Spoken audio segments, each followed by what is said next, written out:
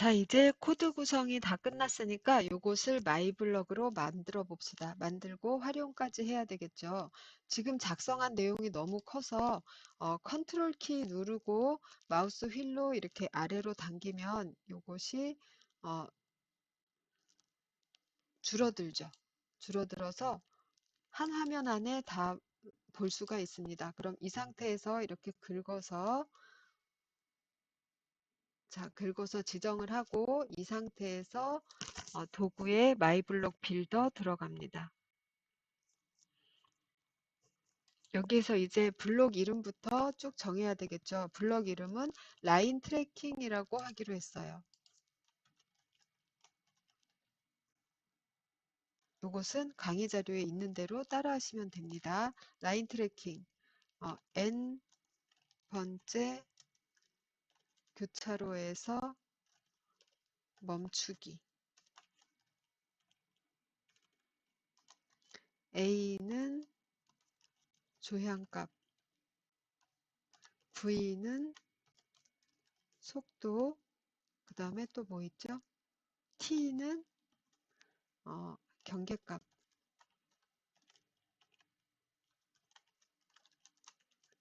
이렇게 설명을 넣었습니다. 그리고 블록 아이콘은 이걸로 했어요. 그리고 파라미터 4개 추가해야 되죠. 첫 번째 파라미터 뭔가요? 속도값 V죠. 입력, 숫자, 기본값 25 되었습니다. 두 번째 파라미터 이름은 조향값이니까 A, 그리고 숫자고 기본은 50 되었어요. 지금 저거 파라미터 아이콘 정해야 되죠. 이거 속도니까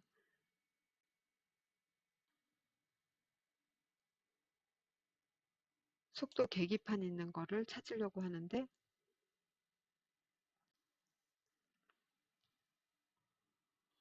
예, 계기판으로 했어요. 그 다음에 요것은 조향이니까 오른쪽으로 꼬부라지는 이런 거 하고, 그 다음에 세 번째는 트래킹 값이니까 요것은 기본값이 30으로 하고, 파라미터 아이콘은 요걸로. 다음 n이죠. 숫자, 숫자로 하고 기본으로 6회로 했습니다. 그리고 이거는 숫자 값이니까 이렇게 했어요. 자, 다 되었습니다. 그래서 종료하면 이제 만들어져야 되죠. 제가 만든 내용하고 같이 라인 트래킹 만들어졌습니다. 그럼 이쪽으로 와보면 인풋 블럭이 있어야 되죠. 예, 여기 인풋 블럭이 있습니다. 그럼 이 인풋 블럭을 어디다 연결해 주면 돼요? 우리가 준비해둔 이 변수들에다 연결해 주면 됩니다. 속도는 V로, 그 다음에 조향은 A로, 경계값은 T로, 횟수는 N으로 연결해 주면 끝납니다. 자, 이렇게 해서 연결이 다 되었어요.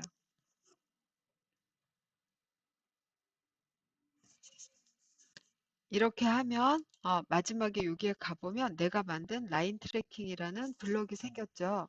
그러면 이 블럭을 이용해서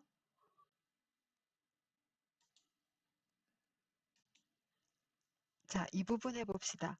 아래 형태의 라인에서 출발 구역에서 출발해서 이게 출발 구역이 로봇 크기보다 큰 겁니다. 로봇이 이 안에 이렇게 들어가는 거예요. 출발해서 도착 구역 이렇게 라인을 쭉 따라서 가서 도착 구역에 와서 정지하는 로봇 프로그램을 작성하는 거예요.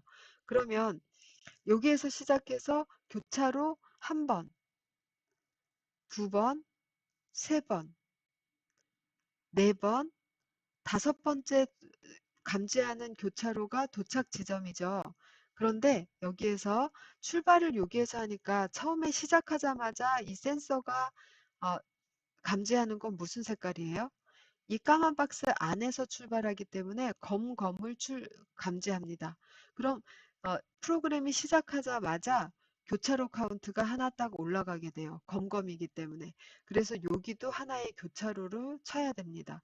그렇게 하면 아까 여기서부터 셌던 거하고 한 개 더 차이가 나겠죠. 그래서 도착 지점에서 감지하게 되는 교차로 개수가 6번째 교차로가 됩니다. 그래서 요 까만 박스 안에 쏙 들어가게, 즉 칼라 센서가 까만 지점을 짚도록 로봇을 놓고 라인 트레이싱을 시작해서 도착 지점까지 오는 데는 6개의 교차로를 만나게 돼요. 그래서 완성된 라인 트래킹이라는 마이블록을 이용하면 그냥 이 마이블록 한 개만으로 6번째 교차 라인에서 멈추게 만들 수가 있겠죠. 예, 그래서 이렇게 해서 만들어 봅시다.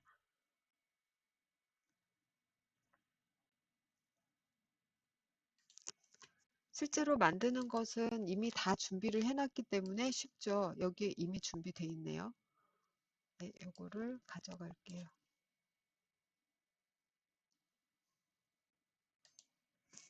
자, 라인 트래킹 내가 쓴다 라고 하고 어,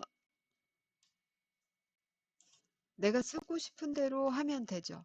속도 30으로 조향 값은 뭐 그대로 50, 그 다음에 스레시홀드 값 그대로 30, 그리고 횟수 6 이렇게 해서 수행 이렇게 하면 어, 좀 전에 봤던 이 꾸불꾸불한 길을 돌아서 6번째 교차 라인인 도착 지점에서 멈추는 프로그램이 완료가 됩니다.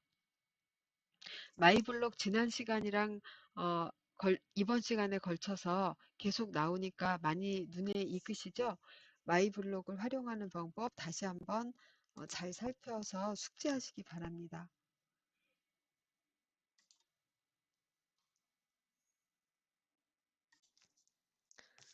다음 수행 과제를 보도록 하겠습니다. 수행 과제 9.1 컬러 센서 한 개만 사용해서 검은색 라인과 흰색 바닥을 세 영역으로 나누어 흰색 바닥에서는 좌회전, 흰색에서는 좌회전, 그러니까 어, 컬러 센서의 왼편에 검은 선이 있다고 생각하고 원 센서 라인 트레이싱을 하는 겁니다. 흰색 바닥일 때는 좌회전, 중간 경계에서는 직진, 검은 라인일 때는 우회전 하는 방법으로 라인의 오른쪽 경계를 총 10초 동안 트래킹하는 프로그램을 작성하고 테스트한다인데 아까 요거랑 똑같은 내용을 했었어요. 단 그때는 영역을 두 개로 나눴었죠. 세 개로 나누는 게 아니라 흰색이냐 검은색이냐만 나눴었는데 지금은 경계값이냐 경계 영역이냐 경계값 하나를 뽑아내서 그 값일 때만 직진, 이거는 의미가 없겠죠. 경계값 주변 영역을 지정해서 그 영역일 때는 직진, 이렇게 하면 의미가 있을 겁니다. 그러면 세 개로 나누어야 되니까 뭐보다 크냐라고 해서 한번 스위치하고 어, 뭐보다 크다라고 하면 처리, 그 다음에 뭐보다 작다라고 하면 다시 한번 또 다른 경계값을 줘서 그거보다 크냐 작으냐에 따라서 일을 처리하면 될 것입니다. 즉 경계값을 한 개 두는 게 아니라 우리가 뽑은 검은색과 흰색을 나누는 경계값을 기준으로 그거보다 조금 큰 값과 조금 작은 값, 이 두 개의 경계값을 뽑아내는 겁니다. 그래서 이 두 개의 경계값을 기준으로 해서 영역을 세 개로 나눈다. 이렇게 생각하시면 되겠어요. 그래서 순서도를 생각해 보면 시작하고 바닥이냐라는 것은 경계값은 여기서 측정했어요. 경계값을 측정하고 바닥이냐라는 건 흰색이냐라는 겁니다. 흰색이냐, yes. 그러면 좌회전, 왼쪽에 선이 있으니까 흰색이 아니다. 그러면 진짜 경계값이 있고 이 경계값보다 낮은 값, 높은 값이 있을 때 이 높은 값보다 크냐라고 물어보는 거예요. 높은 값보다 크다 하면 좌회전 흰색이라고 생각해서 작으냐라고 하면 이 낮은 값보다는 그럼 크냐 작으냐라고 물어보는 겁니다. 낮은 값보다는 크다. 라고 하면 경계값이니까 직진하는 겁니다.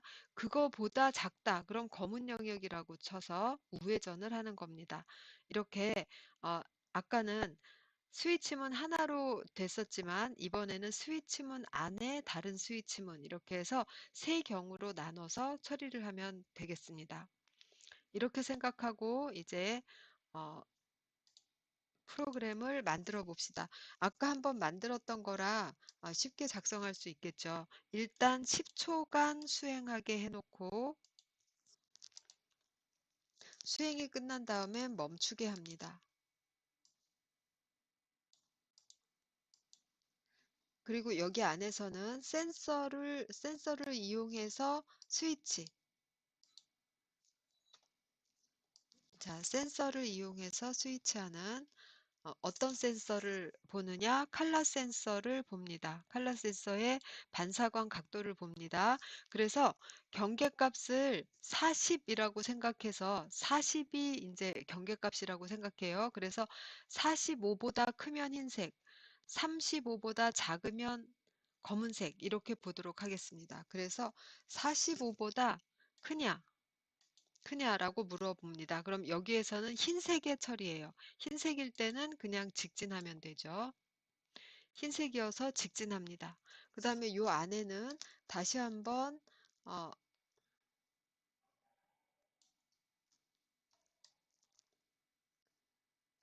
스위치 문이 들어가죠. 그래서 45가 아니라 그럼 35보다는 크냐? 즉 40을 경계값으로 보고 45보다 크냐? 그 다음에 35보다 크냐? 예스다 라고 하면 이것은 45보다 크면 흰색이니까 좌회전해야 되죠. 마이너스 50. 좌회전. 그 다음에 35보다는 크다. 그럼 이 영역이 경계값의 영역입니다. 그래서 직진을 해야 되고 그 다음에는 검은색이다 라고 할 때는 우회전해야 되겠죠. 네, 이렇게 작성을 하시면 어, 완료가 되었는데요. 자, 여기서 보도록 하겠습니다. 반사광 측정 값을 가져와 봤더니 그것이 35였어요. 여기서는 양쪽으로 마진을 10씩 둔 겁니다. 35가 경계값이었어요. 그러면 35에서 10 높은 45를 기준으로 45보다 크다. 그럼 흰색이라고 보고 10 더 낮은 25, 25보다 작다. 그러면 검은색이라고 보고 25에서 45 사이는 경계 영역이니까 그냥 직진하면 되겠다라고 판단하는 겁니다. 이렇게 했을 때는 아까 두 개의 영역으로만 나눠서 행동하던 거에 비해서 효율이 어떨까요? 그냥 생각하기에도 효율이 더 좋겠죠. 예제 9.2의 방법보다 같은 시간 동안 좀 더 긴 거리를 트래킹하는 것을 확인할 수 있다. 이렇게 돼 있어요. 지금 10초 동안 수행하고 멈추는 것이기 때문에 똑같이 10초 동안 누가 더 많이 나갔나로 이 알고리즘의 성능을 비교할 수 있겠죠. 그렇게 했을 때 이렇게 세 영역으로 나누어서 처리했을 때가 더 낫다라고 확인할 수 있다라고 얘기하고 있습니다.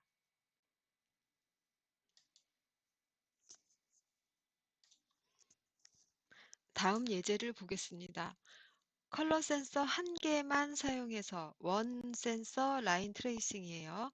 검은색 라인과 흰색 바닥의 경계를 기준으로 지금은 세 분류로 나누지 않고 두 분류로만 나눠서 합니다. 경계에서 멀어지는 것에 비례해서 조향값을 정해서 10초 동안 라인 트래킹 한다. 이때 조향값은 8장에서 만든 세츄레이션 마이블록으로 적당히 제한한다. 이것은 비례 제어를 적용한다라는 뜻입니다. 비례 제어라는 말을 기억해 두세요. 비례해서 값을 조정한다라는 뜻으로 그렇게 부르는 거예요. 그럼 문제를 읽으면서 이해하셨겠지만 경계값이 있습니다. 내가 생각하는 경계값은 35라고 생각해 보세요. 그럼 35보다 밝은 색, 즉 50이면 더 밝으니까 왼편의 검은 선을 따라가는 거니까 왼쪽으로 돌아야 되겠죠.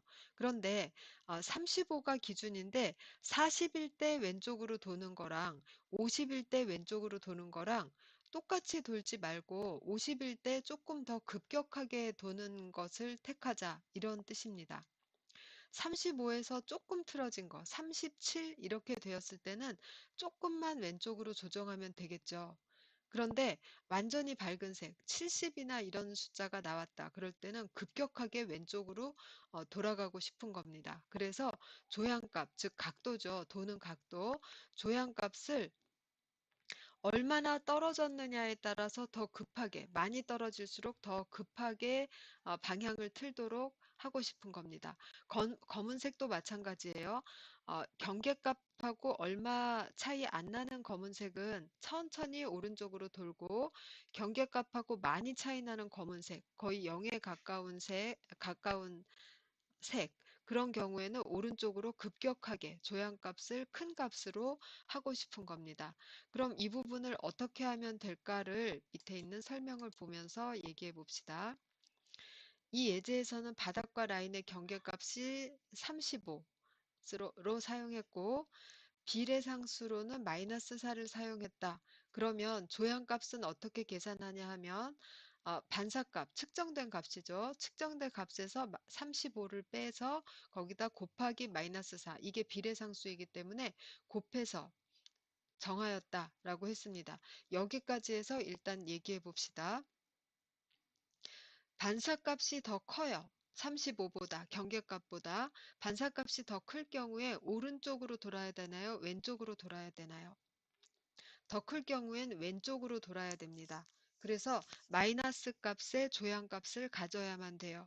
그래서 반사값 빼기 35 하면 이것은 반사값이 더 클 때는 플러스 값이 나오기 때문에 그래서 비례상수가 음수가 됐습니다. 이 결과가 플러스 값일 때는 음수가 나와야 되거든요. 흰색이기 때문에 왼쪽으로 돌아야 되기 때문에 그래서 이 값을 음수로 바꾸기 위해서 조향값의 부호를 마이너스로 했어요. 그럼 4는 어디서 나온 건가 생각해 봅시다.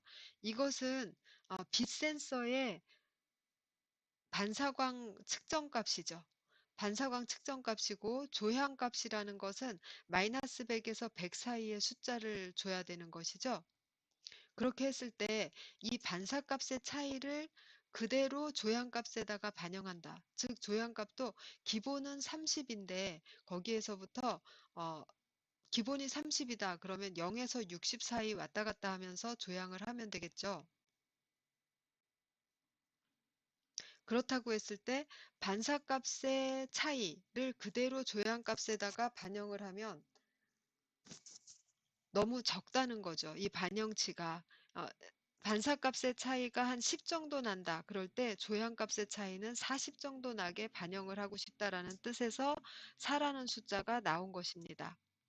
그래서 마이너스 4라는 비례상수를 쓴다라고 합니다. 이럴 경우에. 그래서 이제 이 문장이 어떤 뜻인지 정확히 아실 거고, 여기서 비례상수 마이너스 4가 그냥 찍어서 나온 값이 아니라 이런 계산에서 나오는 것이구나라고 아실 수 있을 거예요. 그래서 이 계산식에 따라서 조향값을 구하면 되는데, 요거에 따라서 구했을 때 조향값이 100을 넘어간다거나 마이너스 100을 100보다 커진다거나 마이너스 100보다 작아지지는 않게 이 영역을 잡겠죠. 그렇지만 그거 말고도 내가 마이너스 50에서 50 사이로만 조향을 하고 싶다. 70이나 이런 식으로 조향을 하는 건 너무 급격해서 바람직하지 않다라고 생각했을 때 이렇게 계산한 결과값을 영역을 정해서 영역을 제한해서 적용하고 싶을 때입니다. 그럴 때는 계산은 이렇게 하고 그것을 앞에서 만든 세츄레이션 마이 블록에다 넣어서 마이너스 50에서 50 사이의 범위로 제한을 할 수가 있겠죠. 그렇게 사용하라라는 얘기입니다. 여기서 이제 비례상수에 대한 얘기가 나와요.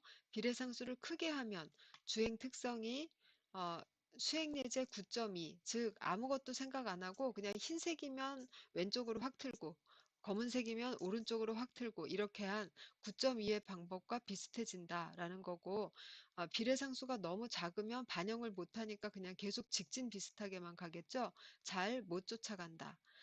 적당한 비례상수에서는 수행과제 9.3과 유사한 주행 특성을 보인다. 9.3은 뭐였어요? 세 개 영역으로 나눠서 주행해 보는 거였어요. 주행 거리는 수행예제 9.2의 방법보다는 길지만 9.3보다는 짧을 것이다 라고 예측을 해서 얘기했어요. 이 과제에서의 방법은 피드백 제어 중에서도 비례 제어라는 것에 해당한다. 이 말을 꼭 기억해 두십시오. 피드백 제어에는 비례 제어만 있는 게 아니라 오차의 적분값을 이용하는 적분 제어, 미분값을 사용하는 미분 제어도 있다. 이 세 제어를 합친 것을 비례 적분 미분 제어, 즉 PID 제어라고 한다. 그리고 산업계에서 많이 사용하는 제어 기법 중 하나이다 라고 했어요. 이 PID 제어는 세 가지 값을 반영해서 실시간으로 계속 반영해 가면서 제어 값을 바꿔나가는 방법인데 그 중에 프로포셔널 부분만 지금 적용하는 예제입니다. 예제에 대한 설명이 끝났고 이제 수행해 보겠습니다. 자, 먼저 세츄레이션을 제가 이건 지난번에 같이 구현을 했기 때문에 저 혼자 미리 만들어 놨습니다. 여기에 입력은 n값, 그 다음에 민값, 맥스값 이렇게 세 개를 받아들여서 n이 민보다 작다면 민값을 n에 넣고 n이 max보다 크다면 max를 n값에 넣었습니다. 그리고 마지막에 n값을 읽어서 어디 갔죠? 결과 블럭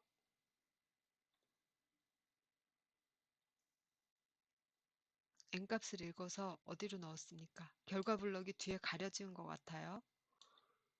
네, 결과 블럭에다 넣었어요. 지금 요 뒤로 뭐가 지나갔는데 뒤에 있는 블럭이 결과 블럭일 겁니다. n값을 읽어서 결과 블럭에 줬어요. 그래서 이렇게 테스트도 해봤습니다. 잘 범위가 나오는지.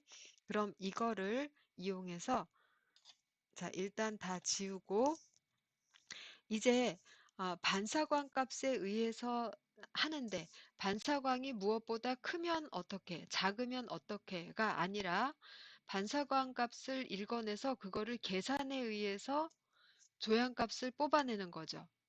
그리고 이때 파워는 동일한 겁니다. 파워는 직진이건 왼쪽이건 오른쪽이건 계속 동일한 파워고 조향값만 바꿔가면서 가는 겁니다.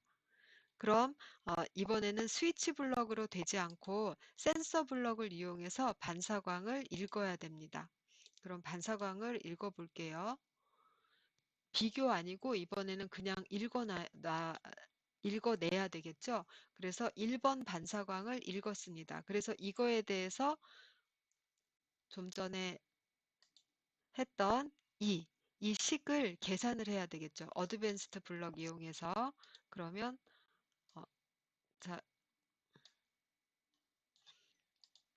어드밴스드 블럭 이용해서 이거를 하나 넣고 그 다음에 어떻게 계산하나요? 마이너스 4 마이너스